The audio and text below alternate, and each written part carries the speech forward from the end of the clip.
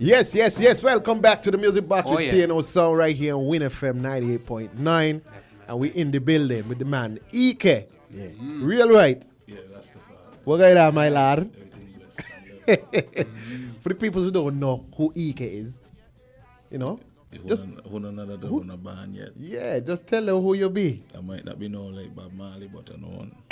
I talk about Bob Marley. Yeah. But yeah, definitely, a poor country boy from Sandy Point. Well, that's where I grew up, but I was born on the island of St. Martin. Mm-hmm. Okay. Yeah, my mother migrated to St. Martin to, pursue work. Right. And, she ended up a Frenchman, them Frenchmen stay. Maybe. So. Snails and so. Yeah, here am I. But, I came back to St. Kitts at a very, early age. So I basically grew up in Sandy Point. Went to Sandy Point Primary, Sandy Point High. And then I went on to CFB to pursue studies in architectural design technology. Finished with that. Couldn't get a work. So got an opening at the radio station. Radio 1 it was, owned by Gus Williams. I was on Baker's Corner. Yeah. And that was in 2001? Wow. And then... So, all this time you've been a radio personality from since 2001. Yeah. We can dig up some more dirt. Let's go. Carry on. Carry on. So, Radio 1 was about, I think I was a 2 or 3 year stint. And then I went over to Sugar City Rock with MK and Sensia. And a guy named Rock. But he passed away. You mean MK? Yeah, MK Far Right. MK Far Right? Yeah. MK the Musa? Yeah. Anyways. As a matter of fact, anyhow, let me not talk that up on the radio. No, who look that one? Yeah, MK wasn't really the best from the start. Yeah. But we're going to talk that on a different segment. So, Sugar City Rock was for about... 9 years, 8 or 9 years, and then from Sugar City Rock, it was Freedom for the past 10. So radio has been it since 2001. In between that time, I did a couple of stints with some bands. Tornado being the first one from up Monkey Hill, and then after Tornado lasted for about 2.5 years, I think it was, and then I went over to Small Axe. I can't remember how long I was with Small Axe. But after Small Axe, it was Kessie 5.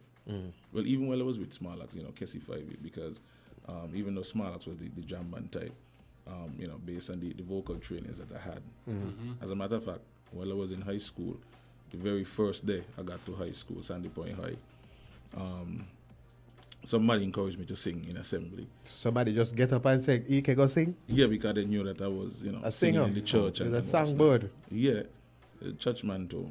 Yeah. Up in the church. But watch here, it's one thing with say kids, entertainers and artists, they come up in the church, Yeah. That's a fact. Sunday school and the choir and so, yeah. That's a fact. Yeah. That is a fact. So church boys. I used to lead church service and preach and go camp and all these things. Me father's here. The man say he used to preach. Me a listening. No wonder they call you preacher. Me But just a Jangal, when that's you really- really Me just a listen, listen I'm to like, EK, what? right? Hear what You ever Sachi hear say. EK the preacher? I mean, if I ever hear him. Hallelujah. Hallelujah. Yeah. So that's where it came from. I grew up in the church. My grandmother was a great influence when it came to that. So the doctrines and the teaching and the church, I got it there. But after I sang in the assembly, the principal then, Vincent Hodge, he's now the permanent secretary in education. He came up and his first order of business was to appoint me to the choir. Right. The Sandy Point High School choir for 5 years. So every 12:30 you had to be in choir. So vocal trainings and that kind of thing for full 5 years. So apart from the soca, the singing of the soul and the reggae and the opera vibes, and so that was already instilled in me. So along with Small Axe, I did some Kessie Fives and what's not. I won a few karaoke competitions regional. By choice, EK. My father's here. By choice. The jacket. Trust me. Yeah, I mean, I've been to a couple of the Kessie 5 segments over at the hotel, and I must say, like, he got a different switch, you know? He got a different switch, a different mentality how we approach the music. Yeah, when he's singing, when he out singing with the band, Watch here, let me tell you in the something. code like, that's EK. That's the man who would be on the radio? No. Very smooth and professional. But not only that, sometimes you might get covered on your girl ear. You check? Something for the ladies. Yeah. And you know, he said, this one is for the ladies. And you going to say it in his light, little voice. Yeah, coming through, he very white voice, you know? You check? Soft and deep. Yeah, the ladies love that, you know. I mean, entertainment wasn't really my first choice, you know, because I'm more of a reserved kind of person. You know, I prefer silence. I prefer, you know, quiet, serene, that kind of vibe, more laid back. But given my circumstances, you know, couldn't find a job here, there, and whatever. And it's not to say that I was lacking of education. Right. Man full up of that. But at the time, you had to evolve and you have to take on. So I really don't like to fail at anything that I do, you know. So I got the opportunity in entertainment, and I just decided I'm going to see how best I could become the best at it, or close to the best, so that, you know, at least when I'm gone, everybody must remember my name. Because growing up, I heard a lot of, you're going to never come to be nothing, you're going to never amount to be nothing, you're ugly, you're this, you're that, wait. So I saw that as an opportunity to prove to all those naysayers that you must remember my name, whether you want to or not. Whether you jump on a bus, you go in a supermarket, you go in a bar, you go courts, you go government, you must know and you must hear EK. But for true, yeah. For true. But I would, I tell you, man, a bus. That was the them try mission. to catch him bus going home from school. He can come out for his show. He said, me can't take on by the EK, you know. You know, it's not somebody's business. But everybody business in a small country. So Exactly. I mean, sometimes you might walk into a room and say, boy, I'm trying to find Dawud. You know Dawud? Oh, you mean the boy that such and such and such we used to do, such and such we used to do with, and they give he whole bio. Never, and hey, he's never in the positive, yo. Never. It's always something negative. We always quick to out They somebody. can't just simply say, yeah, no, Dawud. That's it. Yeah, No. but drama sells, you know. Yeah. And that form part of me persona on radio, because when I first got on radio, as I told you, MK was on radio, Rock was on radio, Sugar Bowl was on radio. I don't think Jiki was there yet. You had Chico, you had the Big JL, you had L Green, you had Lord Black, you had JGP, you had the other lady from Trinidad, I can't remember she name. You had a lot of big names in radio. And so I had to carve out my own little niche inside there. Not to be like them, but to stand out. Sex sells, Ronnie sells. You know what I mean? That's a fact. And you know, part of this interview was gonna be about how do EK come out with all of this, run it, you know, like, and I mean, people gravitate to it as well, because then you put it in such a means to entertain people with it. Right. I mean, you have to find the balance and the niche. There's a difference between saying, "Boy, come here," Yes. as opposed to "Boy, come here," no? There's a difference. Yeah. It's the same thing, but it's how you put it. Yeah. You understand? So some people saying certain things may not come across as I would put it, you know. I add a little flair to it, a little bass, a little intelligence, a little silkiness, and I just mix up the whole part. It's like a big pot of cook-up. You know what I mean? Because Bowl got his persona, and all these other hosts had their persona. So I had to find a way to stand out in between them, you know. So I took a little piece of every one of them, dump it in a pot, and, well, I came up with a persona, not EK. Because EK came from playing basketball in high school. That's where I got the name from. EK? Yeah. What you really mean? Everybody know? No, it stands for excellent kid. Excellent kid. Yeah. Yeah, boy, yeah. Back in the days of playing ball, Yeah. I could have shoot, and the shot was, you know, sexy. What about now? No, I could still shoot, but as you can see, if I can't run up and down with that. You know, at the cheap way, like. Yeah. So I got nothing around there, spot up, and you just get the ball to me, and you rest assured it will. But you know, the sad thing, we used to play ball a few months back. Over Keys and I never called me. But wait. A lot of people say they want a celebrity match, between all personalities. So, yeah, even fans tell so fans boy, maybe that is the elites now, what I mean. Who is the elite? The K and Juice family. But they say family. minions. The minions? Well, he's minions, but he's the elite. If you ain't drinking Perrier water, you can't be on that level, right? But I never called me, but it would have been good to give a candy coke. It can happen. It can happen. I'm making a conscious effort now to see about my physical and my mental wellness, because I think I've given enough to entertainment. Yeah. So I think I'm at a point now where I want to work on myself, those two things, mental wellness and physical wellness. So that's where I'm at right now. But leading up to that, it was a lot of work. Yeah. You know what I mean?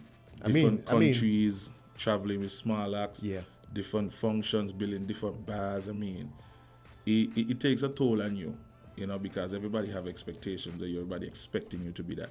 It come to a point where I can't even do things that regular people will do, like go to the movies, go to a bar to just have a drink, just go in the supermarket to pick up groceries, because everybody wants you to turn on the radio personality and the entertainer personality. That's true. So I either shop in the little chukwe corners, and so I'm not tell you where the shop though, but in the little chukwe corners, I go movies like on a Monday night and a Wednesday night Monday night when nobody up there, so I could actually sit down and enjoy myself without having to turn on that aspect of my personality.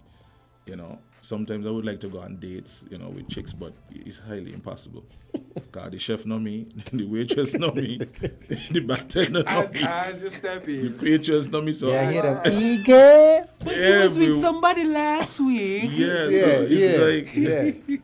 And, being not able to do those things that I actually like to do, sometimes it drains on you, but I don't regret it, but I think at some point in time you got to say, I had a good run, let me just leave this legacy here and go do something else. You put on the boxing gloves. Yeah.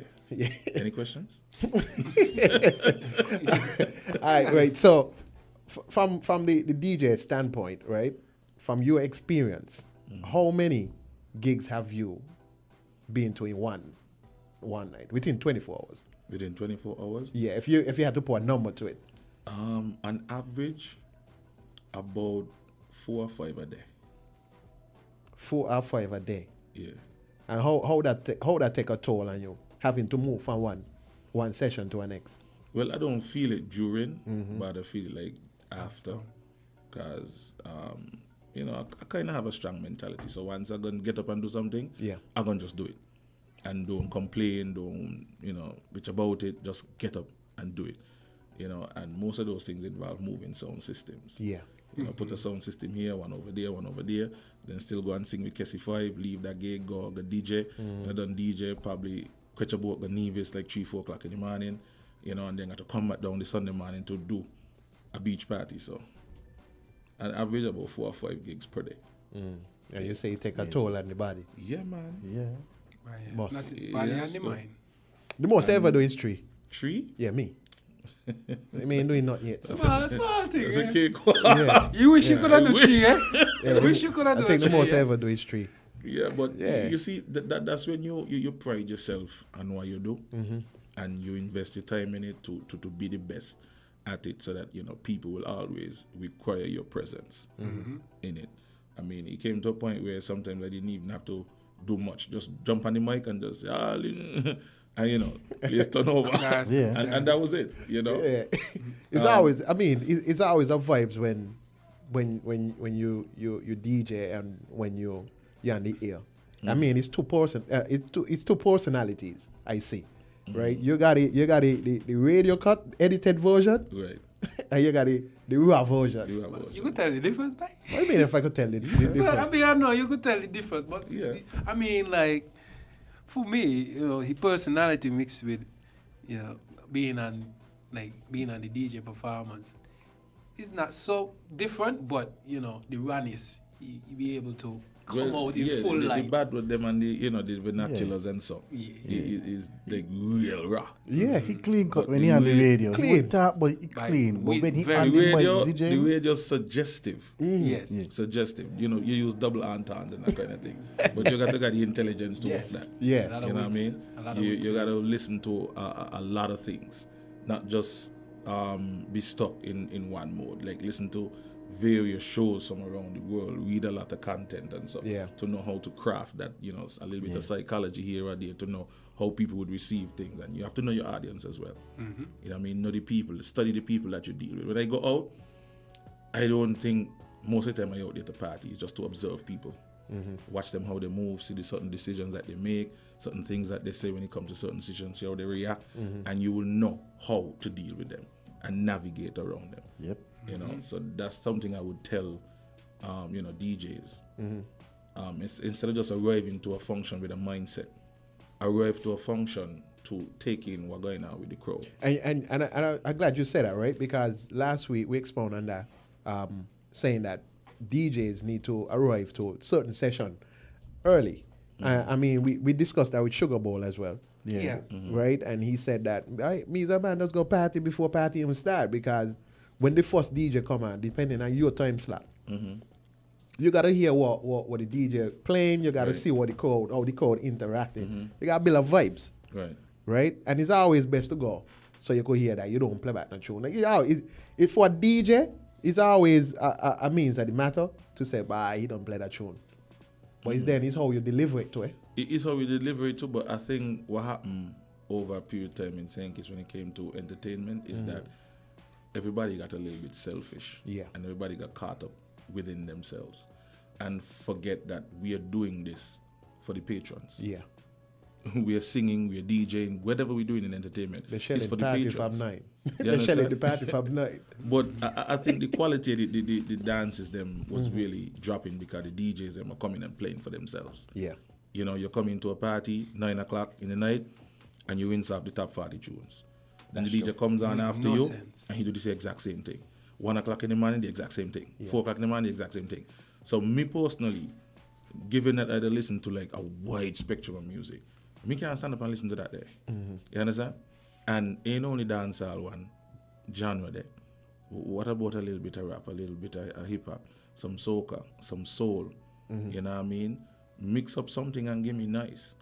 Build the party so you bring it to a climax, not a pre-climax. Yeah. You know what I mean? Don't just lift up the people at 9 o'clock in the night and forget they got a bad ear still to sell. Yeah. So by the time the next DJ come on now, he's struggling. Because the people them done literally either burnt out or they're overly excited, so they come on expecting a certain thing. So I think we getting back there, but for a good period of time, the parties them didn't really make any sense. Right.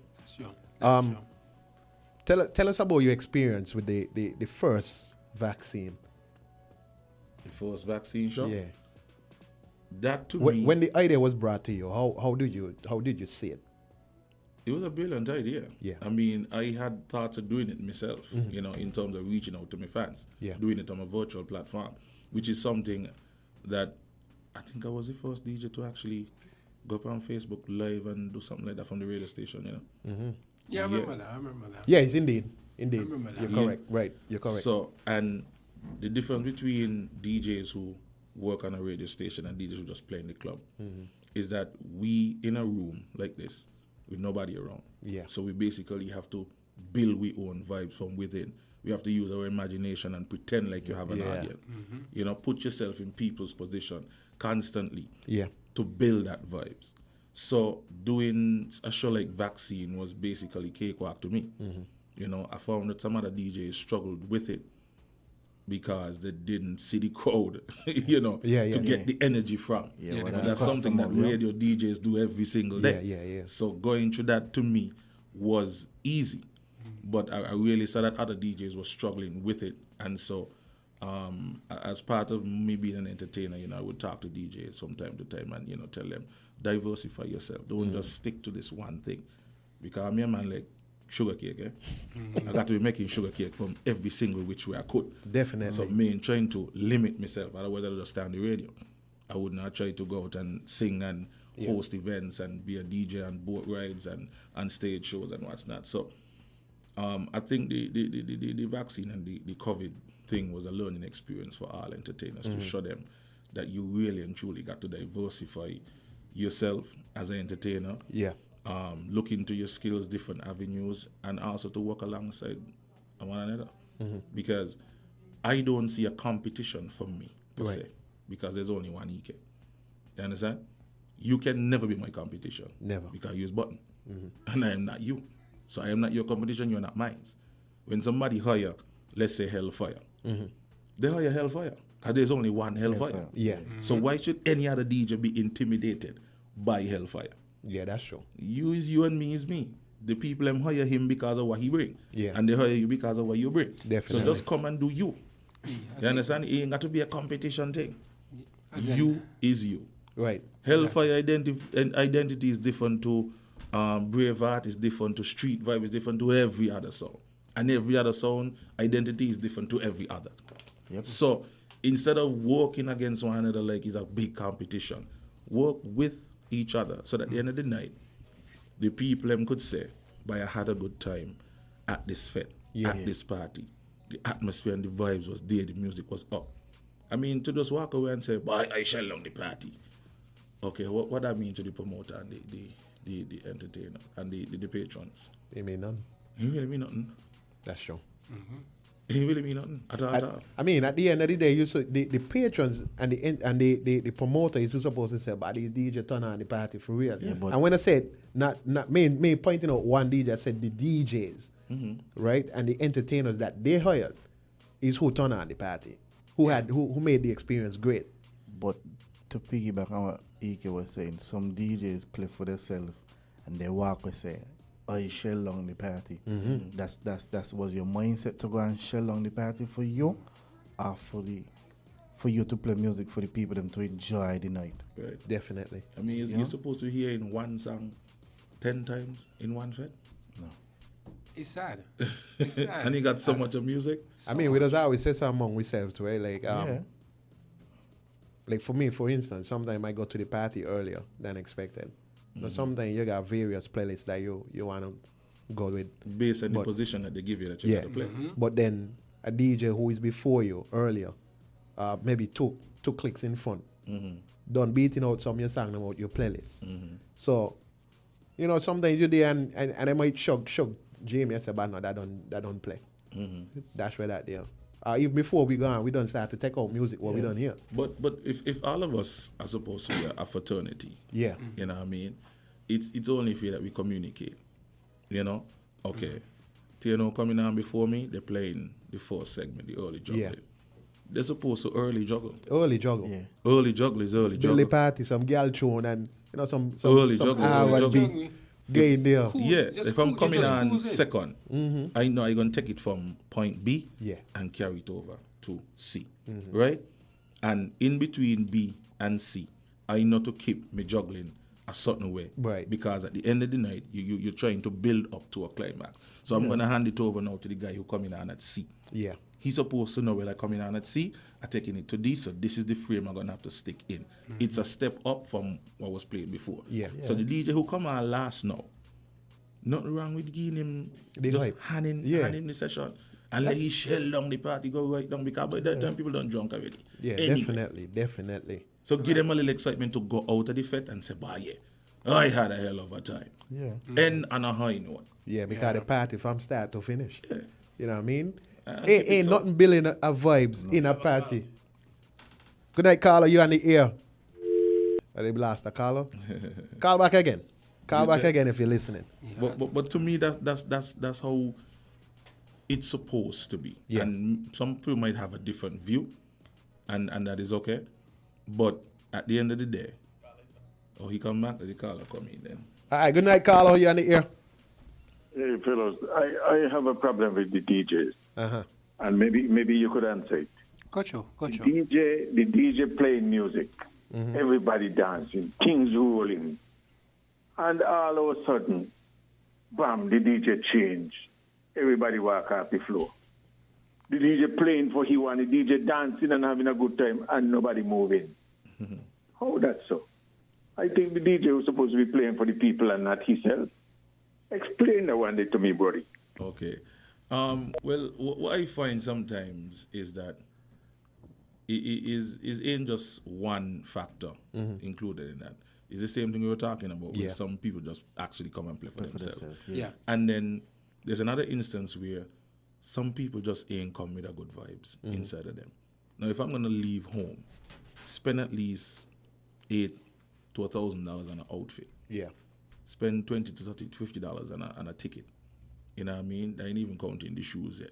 They ain't even counting washing your vehicle because you're going to want to roll out proper. Everything's sexy. So you literally just spend close to $2,000 to go to a party and stand up waiting for a vibes to come to you. No. That's true. No. Your own vibes. You come with your own vibe, you come ready to party. I mean, you're driving in your car and you might listen to a silly Indian and you're rocking and you're singing. Well, you can't rock and sing to it in effect. Exactly. You understand? So you got to come with your own vibes as well. You know, you got some people, no matter what the DJ playing, they just want to hear a particular song unless they hear that song. And you know, I just going to say that here. They're going to come up and say, but you ain't gonna soca, you in some R&B clutching. Party looking good, everybody partying. One person out of the dance going to come and say, but you ain't gonna soca. Play some soca now. Yeah, soca time yet. Relax. That's cool. And I'm telling you, this is the early bill of the party, eh? Watch. One night I played over Docks. And I was supposed to start at 9 o'clock. Yeah. And I got there about 8. And when I got there about 8, around the bar was already full to capacity with ageable people, grown and sexy people. So I went on at 8:30 and started to play. Yeah. Reggae. People rocking and singing. It was an old school reggae, you know. Man singing, Bob Marley, you name it. We rocking and people singing and dancing and buying drinks and what's not.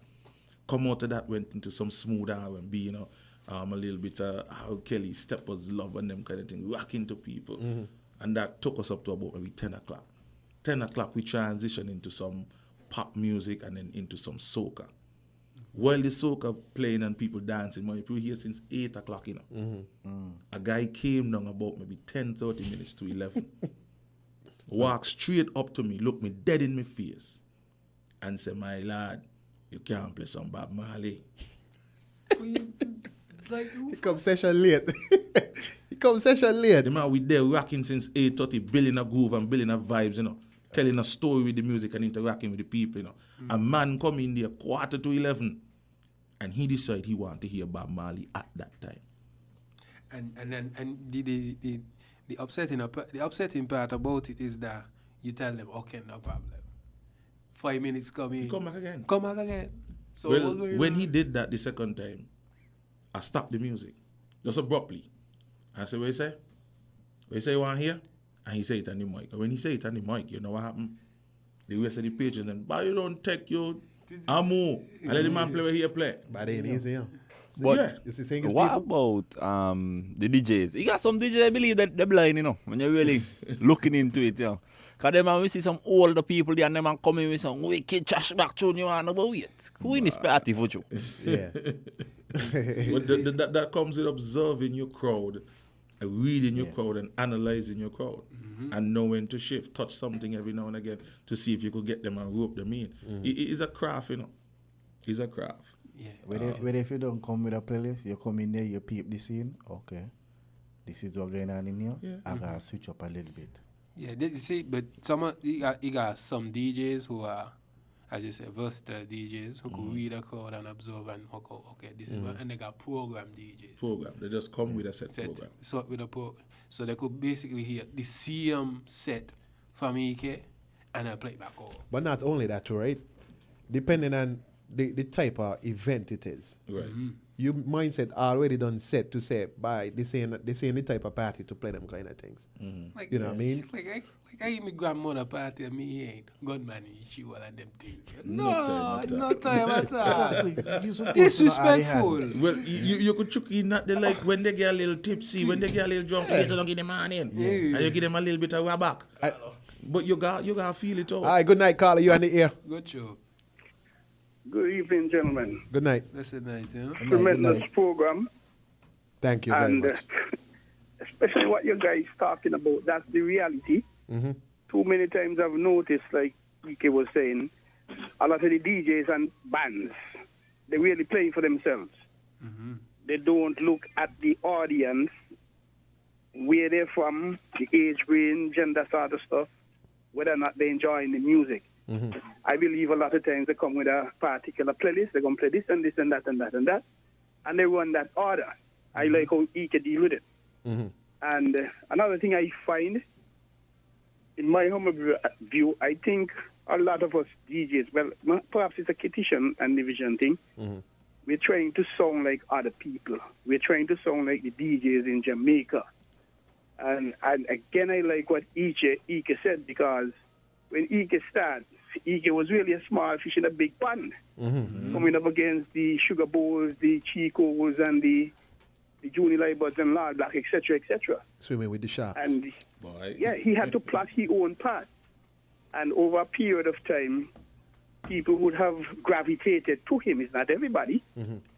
But he didn't try to sound like whoever, whatever, black, whatever in Jamaica, or whoever in Trinidad. EK wanted to be EK. Yeah. And I find that we don't do enough of that.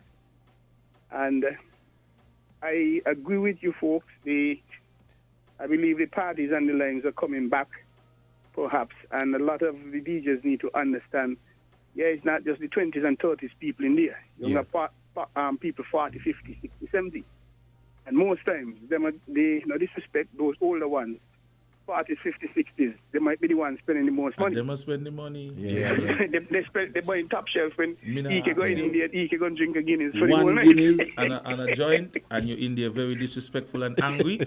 And then if anybody touch you, you destroy the whole party. Yeah. Yes. Yeah. You got your face set like 3 rat trap. Yeah. I like the joint part, EK. I like the joint part because, hey, you want to smoke your weed, stop home and smoke your weed. I'll go outside. Come with my girl and like chip in the corner. Yeah. You're going to mess me up with my weed, man. You're causing me to go and with me going with my girl, and that means that's $2, $4, $5, maybe $100, $150 gone on the road there. Yeah. And I find these owners of the establishments, they need to develop some more testicular fortitude and walk up and say, "Bye, Biff, you go down with this sweet thing, you go outside, please." Yeah. You either done with it or you go outside. Mm-hmm. But it look like they're afraid to tell them. But it's an excellent job you guys doing, and keep up the good work. Thank you, Carla, man. I mean, and the weed thing, just to come, expound on it a little bit more. And it's not even coming from somebody who don't use it. Yeah. But you have to know when, where, and how. You understand? That's true. And it's like I said one time in a function of weekends. How would you feel if you just bought a $800 shirt and somebody come next to you and stand up and start to smoke a cigar? You know what you're going to smell like when you go home? Yeah. You understand? I mean, you have pretty ladies in the dance who spend $800 on their weave. You think they want the weave smell like weed? And I mean, you're saying it correct, because I've heard people complain in dance and say, "I tell these man stop smoke some weed." You know, sometimes you run the girls them out the dance. Like I just gonna say so. Sometimes you run the girls them out the dance. You know what I mean? The type of music sometimes, and this I think this is why I am at the point where now in my career where I think that I really want to just done with it. You know, because I think sometimes the patrons kind of spoil us as well. Yeah. Where they just come and they just want to hear a particular type of music that's just pushing bad energy. Not to say that I don't listen to me Cartel and me Massacre and what's not when I'm a little hype.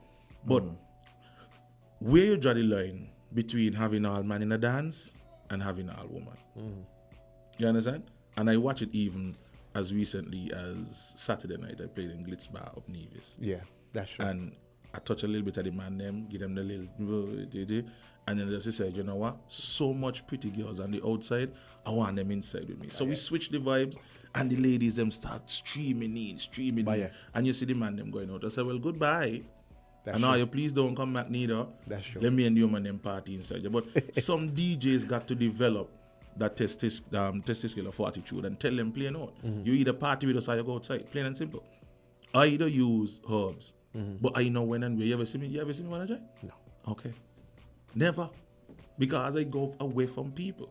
If I'm liming with somebody, standing next to somebody, my first question to them, do you have any allergies to smoke? Or you have any asthma? Yeah. If they say yes, I put it back in my pocket, or I go somewhere else. It takes nothing for you to exercise a little bit of judgment and courtesy. Right. But it comes from within you personally.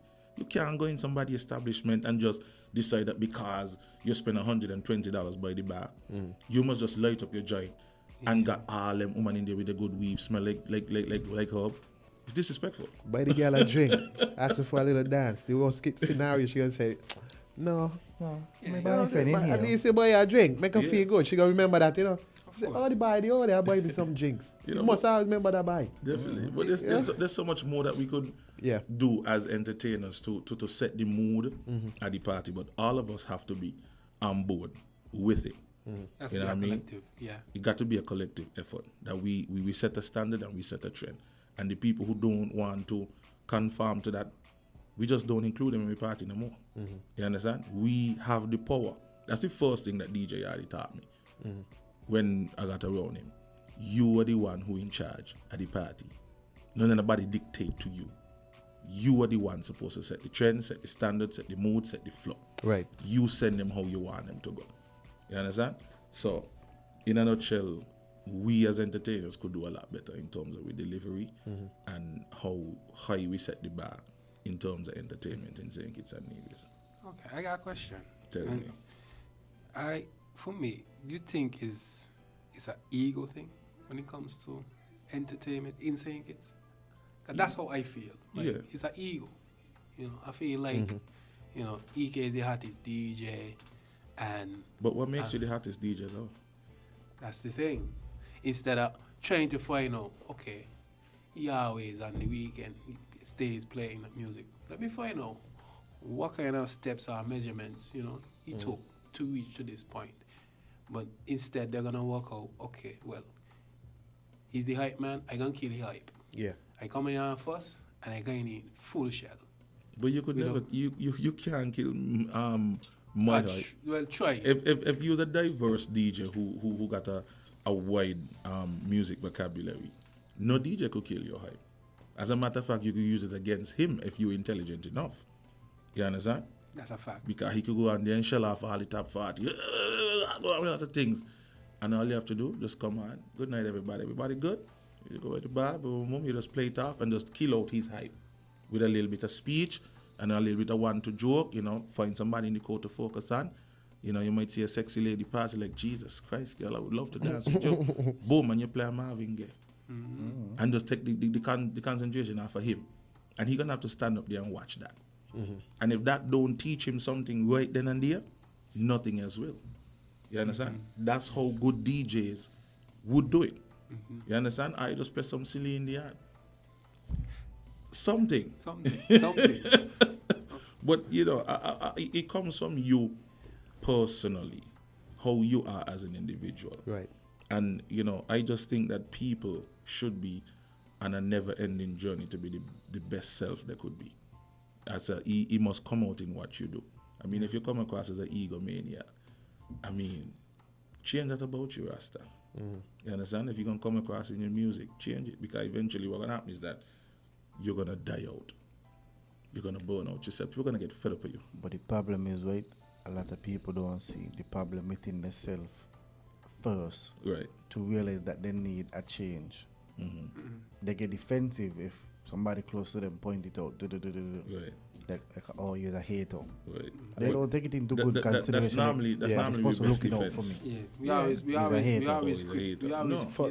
accept a criticism. Not wrong with accepting a criticism. They ain't gonna kill you. Whether if you good or bad. You understand? They're always quick to jump on. If another DJ says to me, "But EK man think you play good tonight," I would accept that and say, "Okay, well, why you say that?"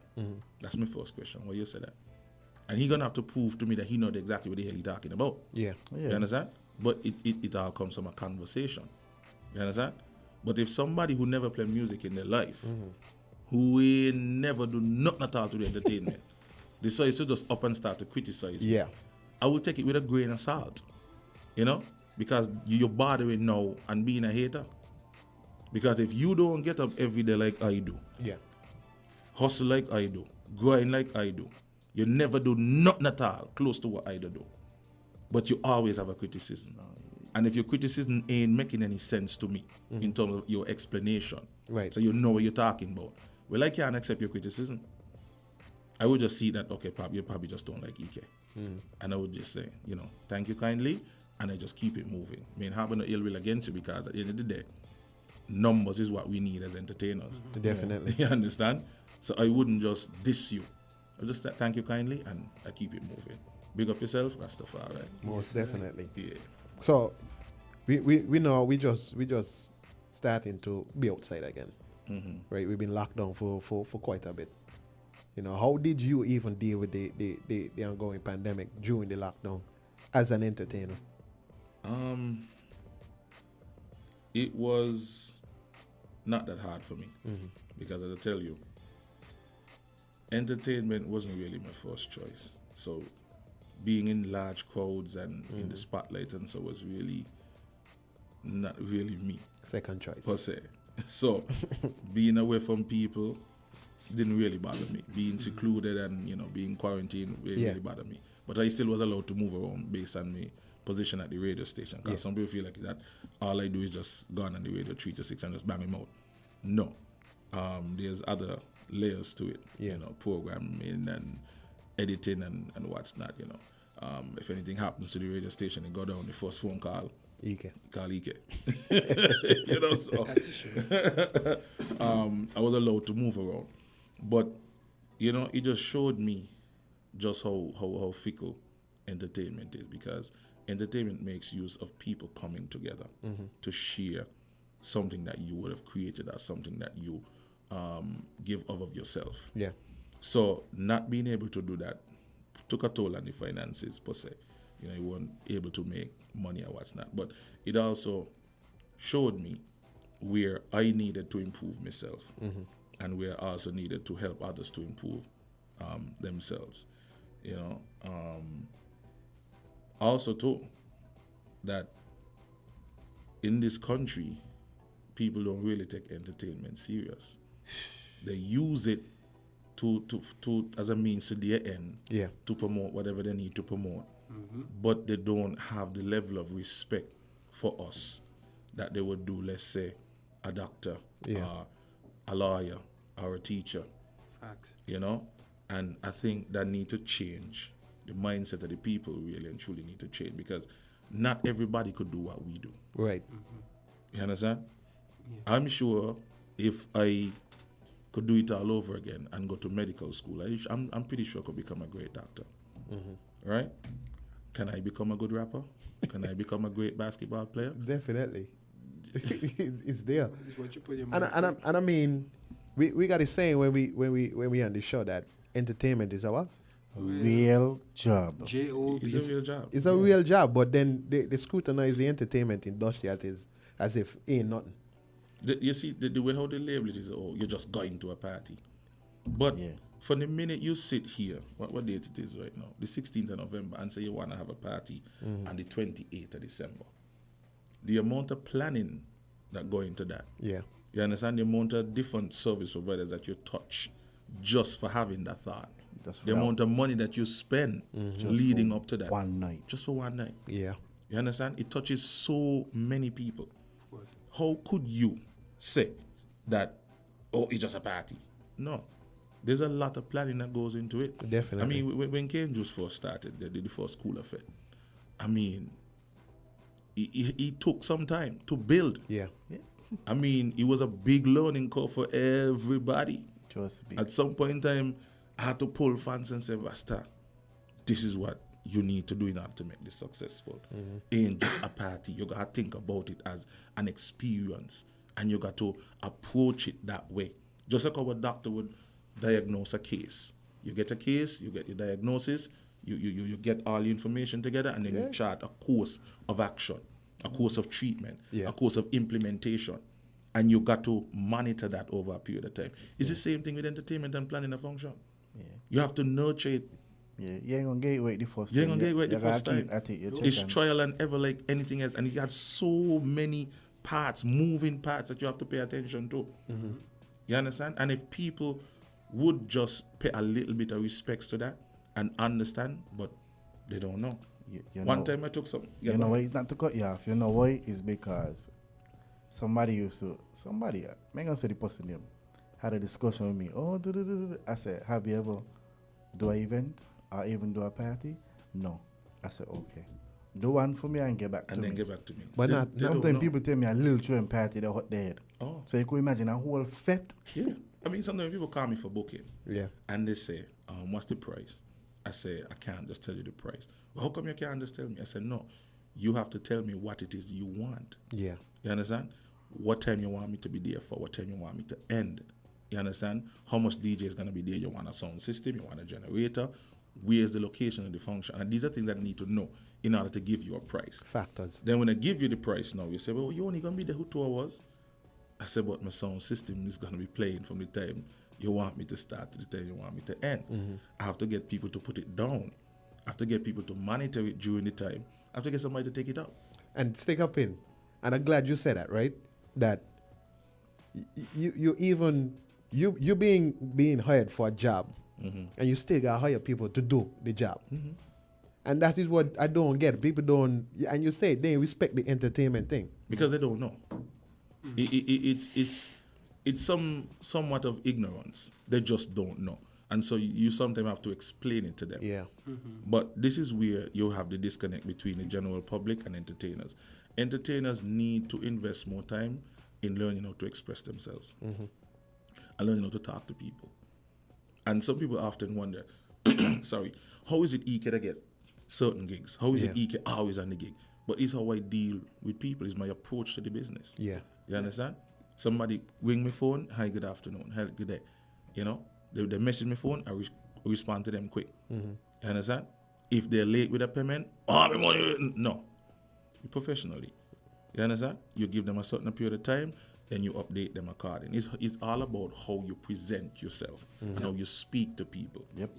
You understand? Yep. Definitely. And a lot of us need to add that aspect to us as entertainers. Learn how to talk. Learn how to present yourself. Not every other word you say, you know what I mean? You check it out. Yeah. Rubbish. Use the English language, my lad.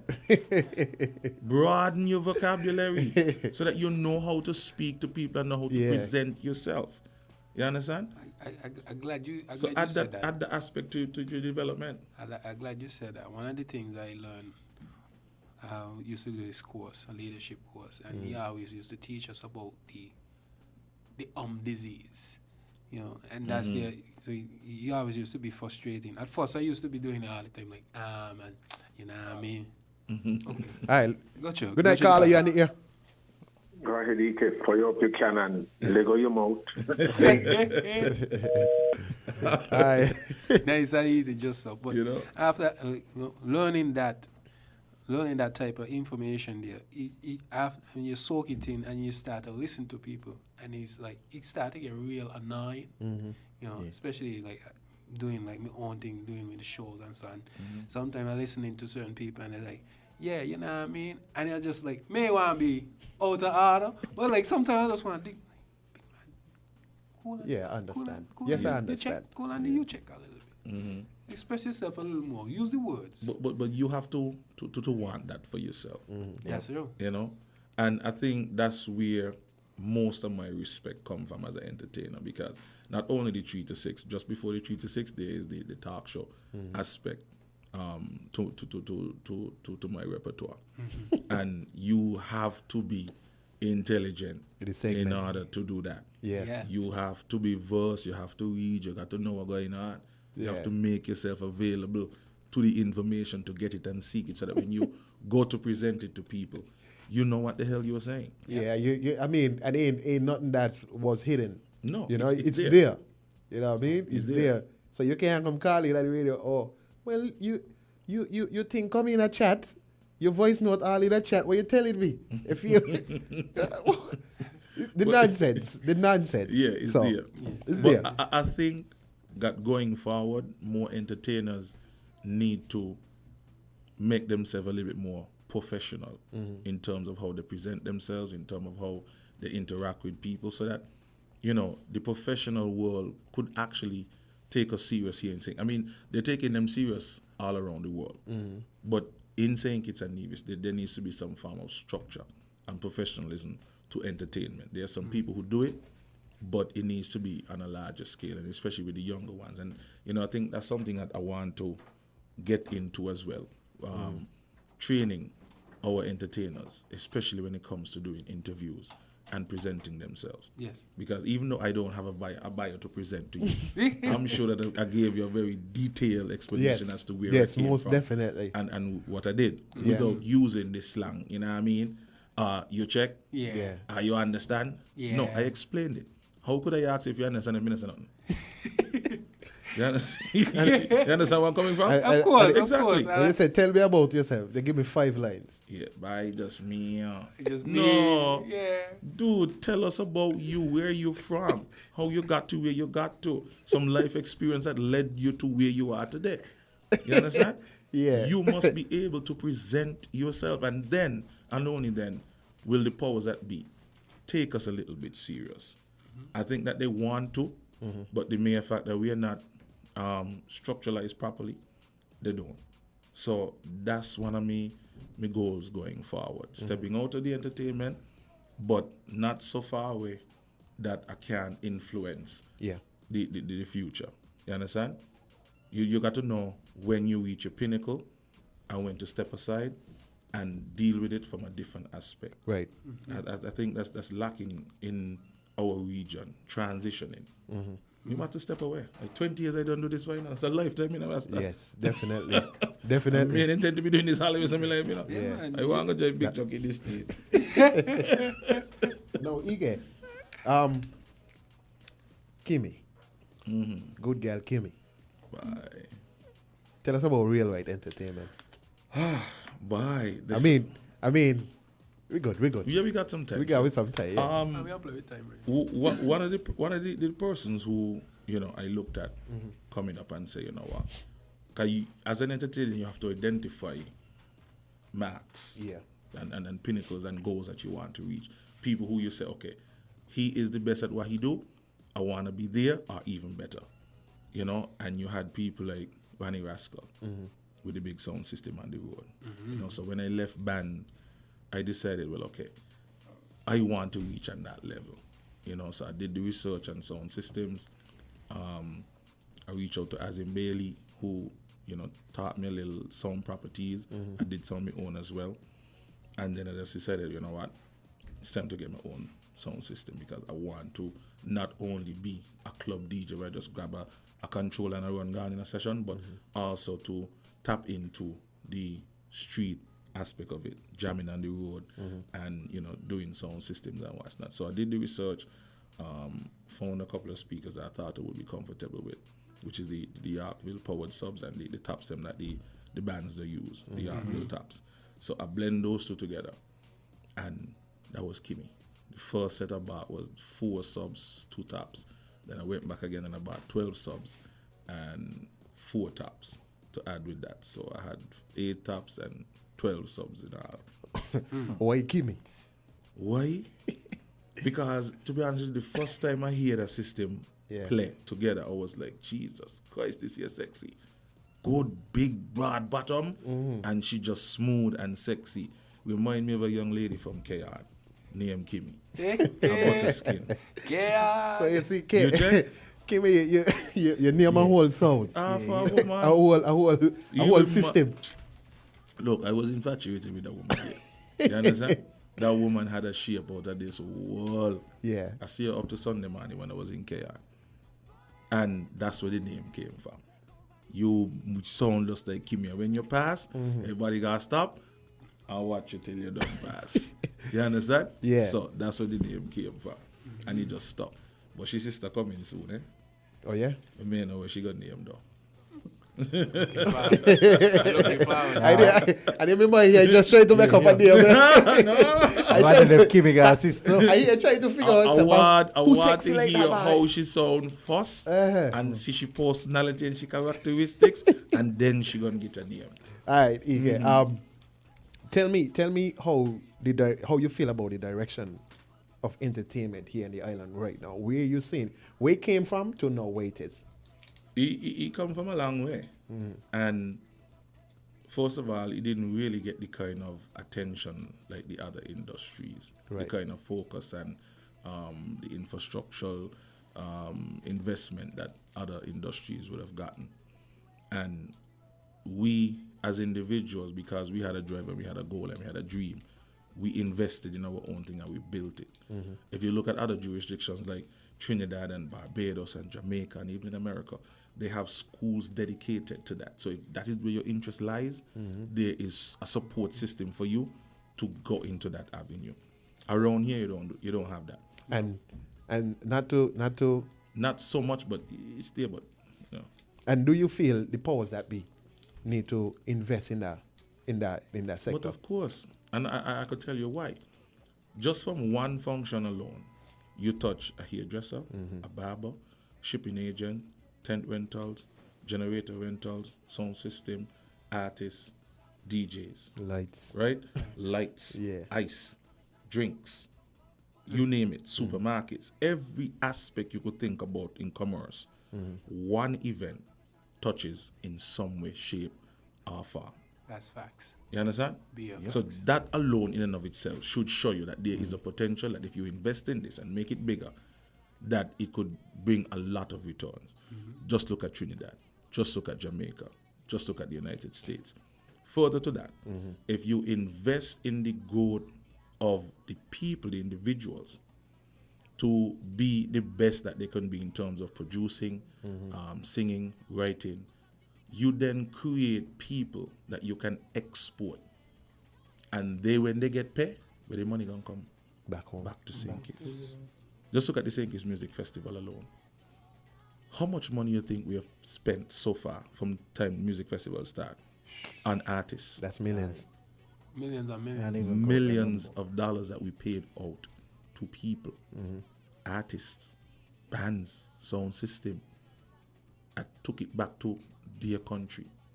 Now, how about if we had provided an avenue for, let's say, somebody like Adrian Lamarani Rascal to get this size of system that Renter Amp and Sound 2000 got? Because Sound 2000 could put down a big stage here, there, and there. That's three. Yeah. And pay $15,000 to $20,000 just for that one sound system. You understand?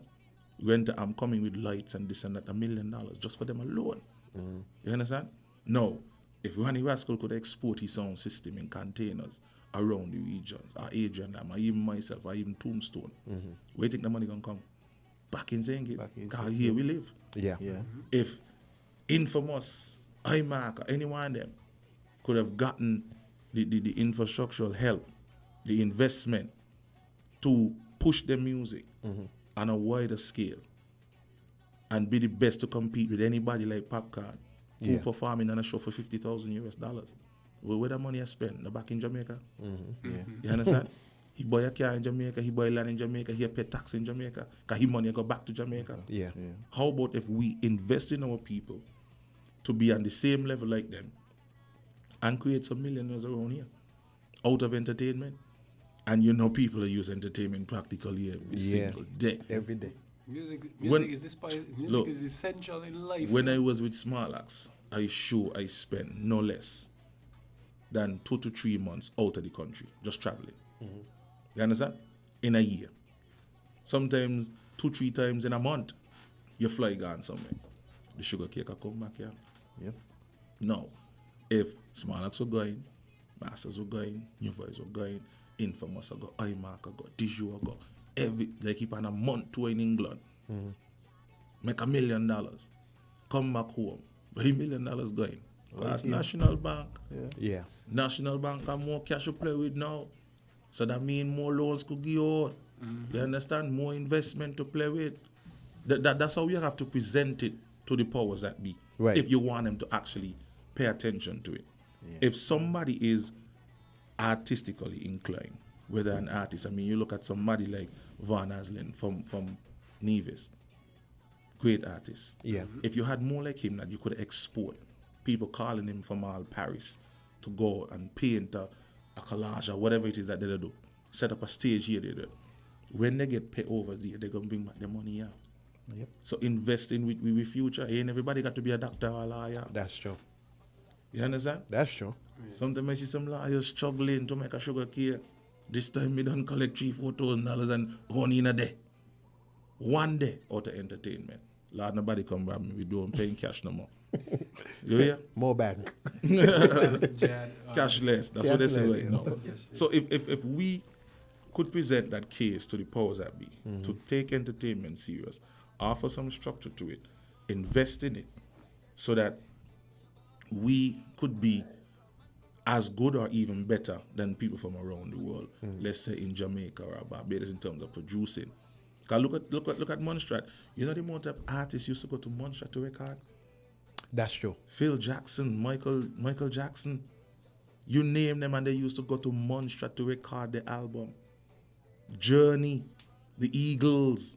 These are some great rock and roll bands. I find them. Good. They used to be in Montserrat for months recording the albums.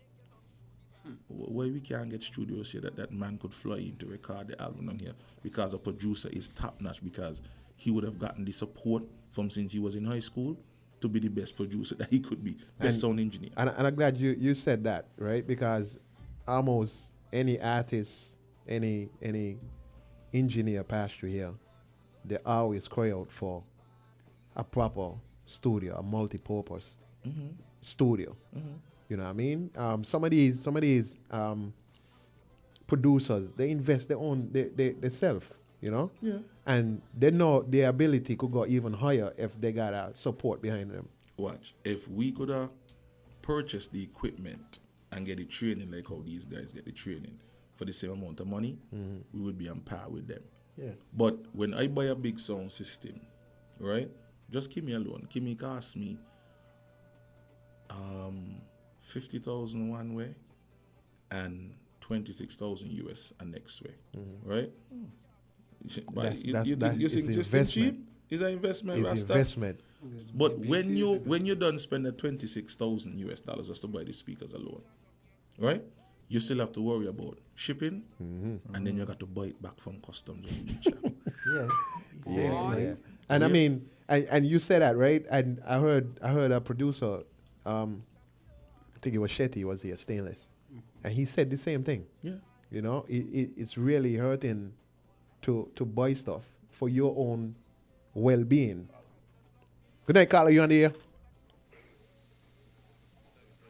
Good night, Carla. You on the air? Yes, sir. EK said a couple things I like, and I think most of our entrepreneurs, for want of a better expression, bands, DJs, whoever, when we get into anything, I'm not certain we do enough research. Remember, EK said he went and he asked people, when he Rascal, he asked something, as in Bailey something. Yeah. He's doing research. Research doesn't necessarily mean going online. It may include that. But tap into the sources, doing the research. Another thing is getting qualified in the particular area. Going online, and there's some free courses, doing a course, get qualified as a DJ, this, a DJ, etc. Put in the correct resources around you. Getting a manager, a marketing personnel, not necessarily your friend or your girlfriend, or by men biff good to let me biff me PRO and biff in or nothing, etc. I'm talking about people who could do justice and bring value to you. Yeah. And when you then do all of that, and you go to any entity and say, well, hey, I need us to develop a partnership, a sponsorship, whatever, I'm looking for this or that. This is what I'm bringing to the table. Not just a system, Kimmy, no disrespect, just as an example, EK, Kimmy, that costs 100,000 US, I don't know, for example. About that. But yes, that is the Kimmy there.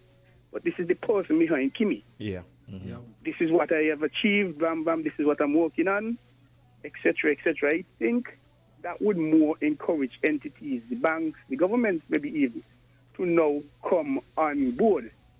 But I believe we have a situation in St Kitts and Nevis where a lot of our people come up, oh boy, I like this, I like that. Yeah, you do something, everybody tell you, boy, yeah, you're this, you're good, you're that. And with that, I believe I'm the best in the world. And I go to everybody empty-handed. Oh, I want you to help me with this, I want you to help me with that. But I don't believe it works like that, especially now in the COVID-19 era. Right. I believe sponsorship is going to be a little tighter. and it's the fittest of the fittest is going to get. Well, I really like what EK is saying, and a lot of DJs, soca artists, bands, hairdressers, whoever, wherever, they need to be hearing this. And this is where I believe the Ministry of Entertainment, Entrepreneurship, and Talent Development will play a big role when it is up and rolling. Right. And it's just when yesterday, the Honorable Wendy Phipps, she declared Entrepreneurship Week, etc. Right. How much aspiring DJs listen to her speech, call them and find out, hey, what is it? How could I benefit? How could I learn? And I think we need to, as a Kitts and Nevis people, we need to reassess how we are thinking and how we want to operate and how we want to move forward. Indeed. Sorry for calling in, gentlemen, but it's really, really a tremendous program, and I'm really enjoying it. All right, thank you, Carlo. Appreciate that. And, you know, to add to what the caller said, before I even bought Kimmy, I had years of experience and credibility under my belt. I'll give you a story. When I went into the bank, I went with land paper or kind of paper, hoping to get this loan. And the bank manager, people, he said, that EK, the manager of a bank knew me. You understand? Just from my works in entertainment. And the man said, but hey, hold your land, man. Hold that there too. You're near EK. We know we're going to get back with money. Your credibility alone must be able to pay yeah. your way. But it comes with putting in the work. Mind you, I work for some radio station where me ain't get no salary for like 3 and 4 months. Ask MK. You understand? Sometimes months pass, you don't see no pay. But you're going to work every day because you feel that, okay, boy, I got a goal in mind. I want to be the best at it. Me specifically. I mean, some of them fall out because they couldn't take it on. But I knew where I wanted to go. I done in it, I might as well be the best in it. I even took a step further to train myself how to edit music, edit shows, vocals, and that kind of thing. I went online, I studied courses, I went through them, learned how to record, sound properties, and that kind of thing. I taught myself that to add another aspect. Since I wasn't getting paid here, I got to make a sugar cake over here. Start to learn to DJ, get to know the equipment. So you got to develop your skill over a period of time so that when you step to a lending institution, right, you know what the hell you were talking about, and you come with some form of credibility so that they could take a chance on you. And you must have a plan as to how you plan to pay it back, what you intend to do to make money to pay it back. You understand? So here again, being able to present yourself is important. Because I could talk anybody out of their shoes and their money, not that I would do it, but you have the capabilities. And this is where entertainers need to begin to invest in themselves and learn how to communicate. Like, for instance, the gentleman said, sitting down and having a conversation with the powers that be. You must know how to talk to them. Yeah. You can't go into a meeting and say, you're a bad mind politician and you burn your fire here, there, and everywhere. They ain't going to get you nowhere. You must know how to talk. All right, good night, Carlo. Good night, Carlo. Good night. How is everybody? Good night, good night. Good night. Good. Everybody good? Good. How are you? Yeah. Hey, my friend. From the little that I heard. What did you just say makes a lot of sense, eh? A lot of sense. But to be honest, from my standpoint, me no know, for real, me no know. Have you ever in your life in this country, can any one of you ever say that there is one shining light, a bright star among us who really gets the push that he or she needs or deserves from whatever industry it is or whatever sector? Have you ever seen it? No, you be honest.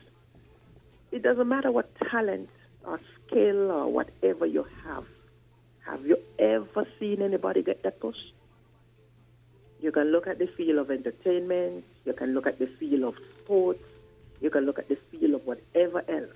Have you? Now, you want to talk about Jamaica and all of that. Jamaica people, and they have sense, you know. They have a lot of sense.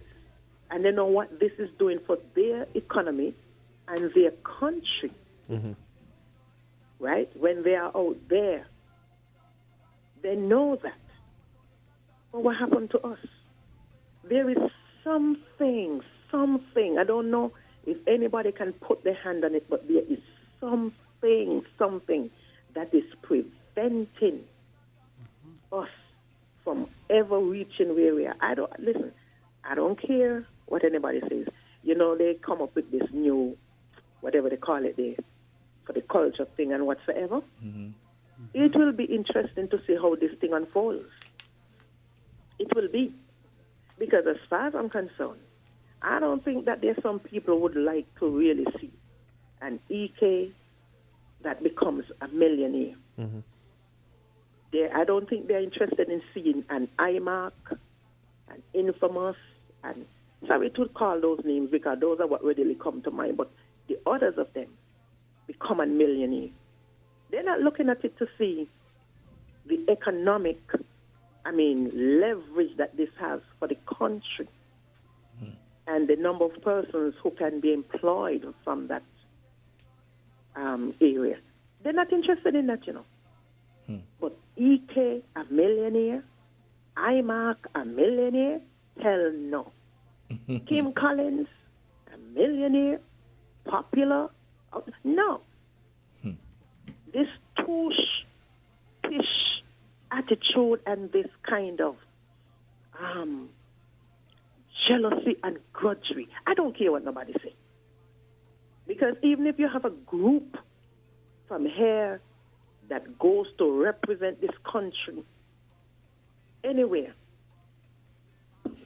from whatever festival or whatever, even among that group, maybe they try to present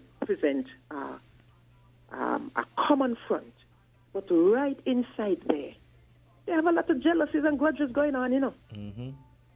I'm telling you, a lot of jealousies and grudges for one another or for whomsoever and whatsoever.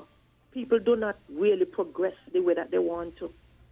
I'm telling you, that kind of spirit, wherever it comes from, I don't know, but it is still prevalent among us. It's not letting people to be free and release them to be who they are and to support them and to see them succeed and to be happy for them. Something in this place. I don't know. But good luck to you all, eh? Kudos and whatsoever. And what I'm saying, you all have to push, do what you have to do, and don't just sit down and whatever. You do what you have to do to fly and whatever. And whatever the obstacles, as some would say, you know, when you reach there, if you can't cross it, if nobody wants you to cross it, well, if you have to break it down to go over, well, you do that. But to be honest, I don't know. I understand what you're saying. I feel you. It makes a lot of sense, but you're not going to see it that way. You're not going to see it that way. You're not going to see it that way. No. You cannot be empowered. You cannot be empowered. Like I don't know if this is the colonialistic mindset that is still, I believe so, you know, deep in the mindset of the people in here. I don't know. Right. I'll continue to listen though. All right. Thank you. But, you know, she's absolutely correct. Yeah. Because I've seen many sportsmen and women who could not achieve the pinnacle of you know, their career because of bad mind. Yeah. You know, and like she said, it has to be from the, you know, the colonialistic mentality. Yep. But I can't just accept that. Yeah. I gotta keep speaking, and even though sometimes my speaking hurts my business because I could remember when the government shift in Nevis to CCM, a lot of the work that I used to do during culture and other things that get cut completely just because I had a political view. When the government changed here, it was the exact same thing. You know, a lot of work that I used to realize and so used to happen, that get cut too. You understand? So it hurt me financially for wanting to see, you know, certain things being done and certain things being changed. But you can't give up. You got to keep pushing through and see how best you could get it to change. Because at the end of the day, it's only going to be better for our country. Yeah. And if you realize that there are certain people who are standing in the way of the progress of your country, they're going to fall by the wayside eventually, you know. Mm-hmm. You understand? And at some point in time, it must be realized. If not in my lifetime, maybe in our children's lifetime. Mm-hmm. Because I'm not going to be naive and kid myself and say that, you know, entertainment can be the best it can be, because I know you got some people don't like entertainment. Yeah. They just don't like certain aspects of it. But entertainment is not just walking up in a party or jumping up in a party. Entertainment is movie.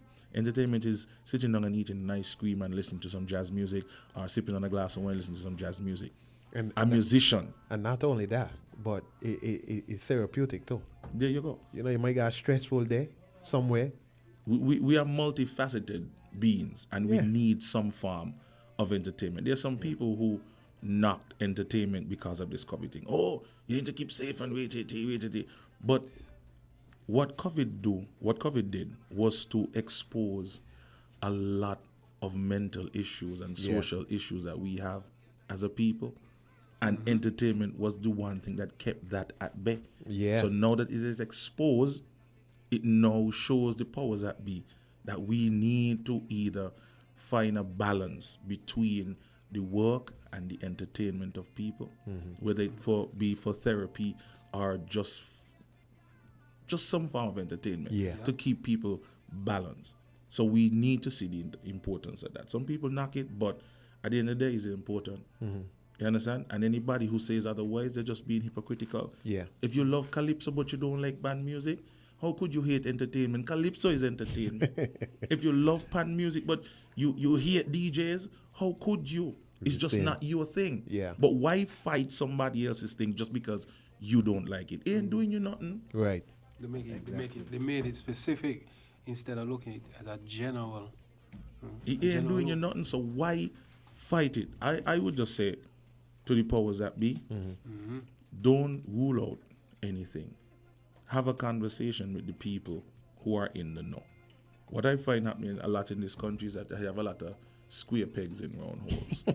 You have people in the position of making decisions, and they know absolutely nothing about what they're making decisions about. And I'm saying the same thing each and every week. No disrespect to them. If you just don't know, you just don't know. Exactly. Me and a doctor, so how the hell are you going to know how the hospital works? But just because I don't know how the hospital works and how medicine works, should I just dismiss it altogether and be disrespectful towards it? No. I am not a barber. I don't know what it takes to be a barber. But I wouldn't, for lack of a better word, piss on barberism or hair salons. Why would I do that? Exactly. So why would you want to take a dump on entertainment just because you don't understand it, just because you don't partake of a certain aspect of entertainment? The disrespect don't need to happen. It just don't. And that's something I was looking at, like when we're going to the Carlo and then we're going back to your credibility. What about the as we let's say the ghetto youths that can afford to buy Kimi once but don't gotta buy it twice? You got things in place, I feel, to hold on people to so they can reach a certain potential. Because, for example, if you weren't in the position to buy Kimi from customs, who would have been EK at Carnival? Why? Real right. You see, that's a very key question. Yeah. You understand? And this is how you have to put it across to these people in the position of making decisions. Yes, the country needs to collect its revenue. Yes, it needs to collect that. But outside of collecting the revenue, you must understand that outside of that, your greatest resource in St Kitts and Nevis is your people. And you need to invest in your people. Yes.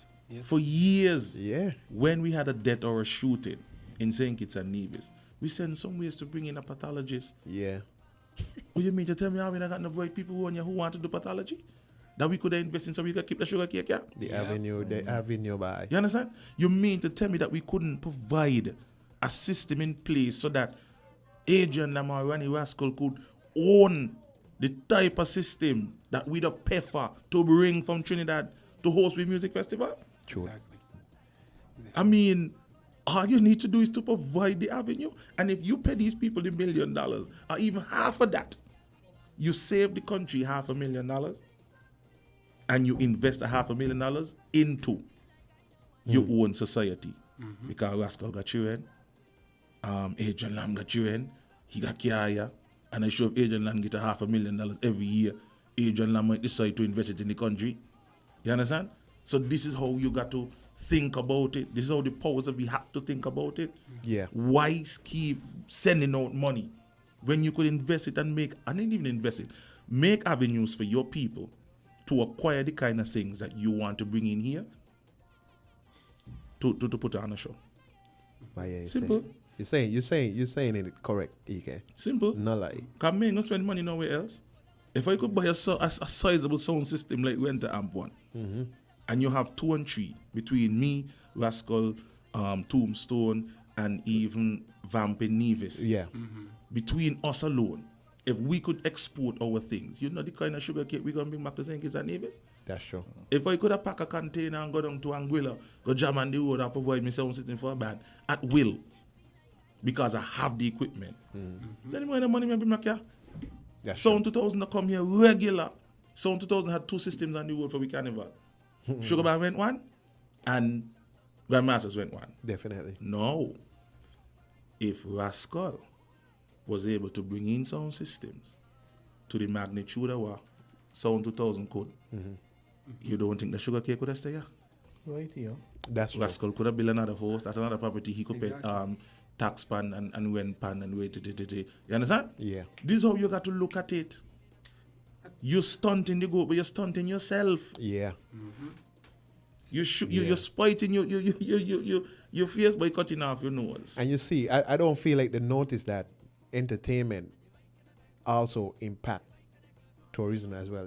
But what the tourism come you can listen to entertainment tourism. Exactly. And they ain't taking advantage of that. You can't separate the two. Yeah, exactly. You just cannot. We think tourists come down here can do sleep. No. But they want a little band. Yeah. They want a DJ. They want to walk up just like everybody else. More Ain't only black people that walk up the thing. White people that do it too. That's true. Rich people that do it too. That's so true. don't discriminate, Rasta. All right, EK. Any final words?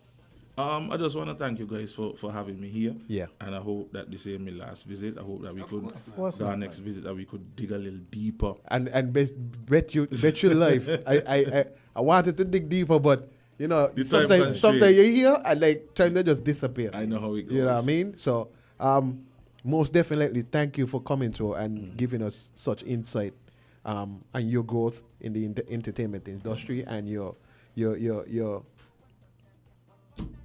part about good girl kill me. You check. But yeah, man, I mean, another time we could always delve a little deeper. Yes. I would just say to the general public out there that we don't have to be disrespectful towards things that we don't know and we don't understand.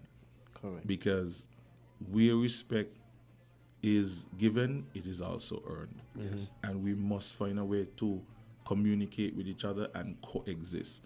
My existence doesn't have to mean the end of yours.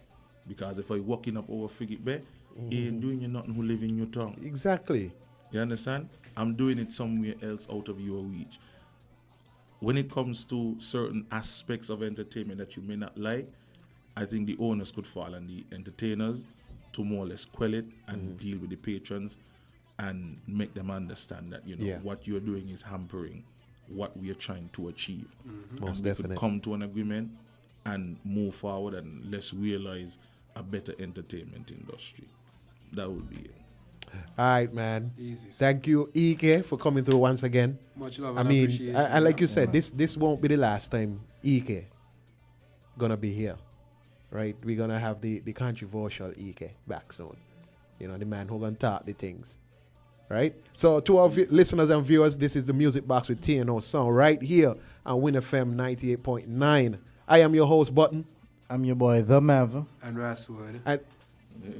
And EK the building. Rastafari. All right. Always remember, no matter how you live life, somebody always have it worse than you. Yep. So don't judge, but just live your life, all right? Good night to you and you and you, okay? Good night, everybody. From on the dome, Grammy, on the dome, Grammy. Yes, sir. Is that when I don't grind me?